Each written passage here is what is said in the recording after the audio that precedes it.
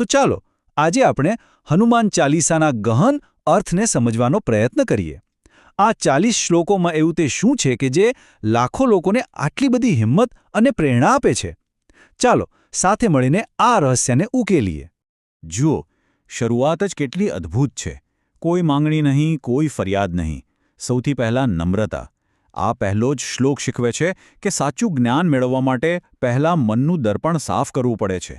અહંકારની ધૂળ દૂર કરવી પડે છે.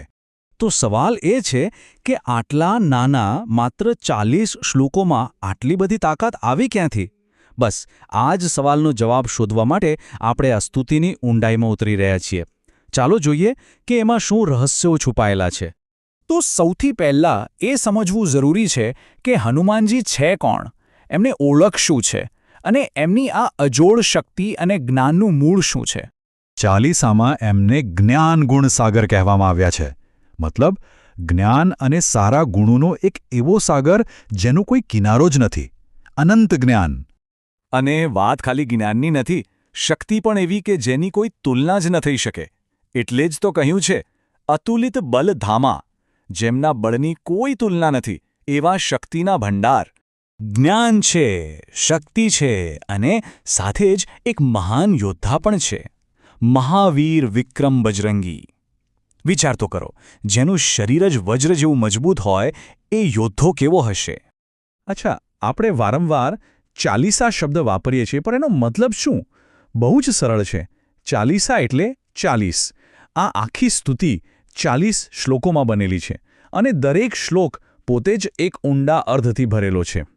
તો એ કોણ છે? તેઓ છે પવનપુત્ર, એટલે કે અંજની અને પવનદેવના દીકરા. એમને ભગવાન શિવનો જ અવતાર માનવામાં આવે છે. આખા બ્રહ્માંડમાં જેમની વંદના થાય છે અને જેમના હાથમાં વજ્ર અને ધ્વજા શોભે છે. આના પરથી જ ખ્યાલ આવે છે કે એમનો દૈવી વારસો કેટલો મોટો છે.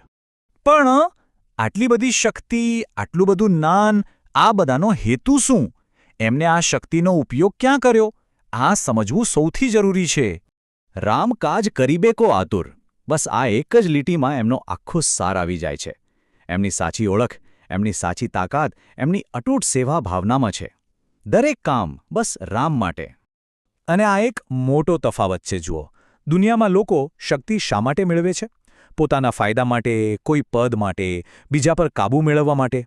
પણ હનુમાનજીની શક્તિ? એ તો ફક્ત અને ફક્ત નિઃસ્વાર્થ સેવા માટે છે. એક ઉચ્ચ હેતુ માટે સમર્પિત છે. અને એમના કામો જુઓ. જ્યારે લંકામાં છુપાઈને જવાનું હતું ત્યારે એકદમ નાનું, સૂક્ષ્મ રૂપ લઈ લીધું, અને એ જ લંકાને બાળવાની હતી ત્યારે ભયંકર, વિકરાળ રૂપ ધારણ કર્યું. અને લક્ષ્મણજી માટે આખો સંજીવનીનો પર્વત જ ઉઠાવી લાવ્યા. આ ખાલી શક્તિ બતાવવા માટે નહોતું, આ એમની ભક્તિ હતી. ઓકે, તો આપણે હનુમાનજી વિશે તો જાણ્યું, પણ આ ચાલીસાનો પાઠ કરવાથી થાય શું? જે ભક્ત છે એના જીવન પર એની શું અસર પડે છે? ચાલો એ જોઈએ. ચાલીસાને એક રક્ષણ કવચ જેવું ગણવામાં આવે છે. એવી માન્યતા છે કે એ ભૂત પિશાચને દૂર રાખે છે, બીમારી અને દર્દને મટાડે છે, બધી જ મુશ્કેલીઓમાંથી રસ્તો કાઢે છે અને દરેક વિઘ્નને પાર કરાવે છે. એક રીતે આ એક આધ્યાત્મિક કવચ જ છે. સબ સુખ લહે તુમ્હારી શરણા, તુમ રક્ષક કાહુ કો ડરના. આ લાઈન બધું જ કહી દેશે, નહીં? કે બધા સુખ તમારી શરણમાં છે અને જો તમે જ રક્ષક હોવ તો પછી ડરવાનું શું? આ એકદમ નિર્ભયતા અને સુરક્ષાનો અહેસાસ કરાવે છે. અને એટલું જ નહીં, એક બહુ મોટું વચન પણ છે. ઓર મનોરથ જો કોઈ લાવે, સોઈ અમિત જીવન ફલ પાવે. મતલબ કે જે કોઈ પણ સાચા મનથી કોઈ ઈચ્છા લઈને આવે એને જીવનનું અમૂલ્ય ફળ મળે જ છે. એમની મનોકામનાઓ પૂર્ણ થાય છે. તો આ તો થઈ દુનિયાવી ફાયદાઓની વાત. પણ ચાલીસાનો પાઠ એનાથી પણ આગળ જાય છે. એ તો મુક્તિનો માર્ગ બતાવે છે. ચાલો એના અંતિમ ફળ વિશે જાણીએ. તો અંતમાં શું મળે છે? અનેક જન્મોના દુઃખ દૂર થાય છે. જીવનના અંતે દૈવી સ્થાન પ્રાપ્ત થાય છે અને આગળનો જન્મ પણ ભગવાનના ભક્ત તરીકે જ મળે છે. સીધી વાત છે, બધા દુઃખ દર્દ મટી જાય છે. આ કોઈ નાની વાત નથી, આ તો આત્માની મુક્તિની વાત છે. ખાસ કરીને આ 100નો આંકડો.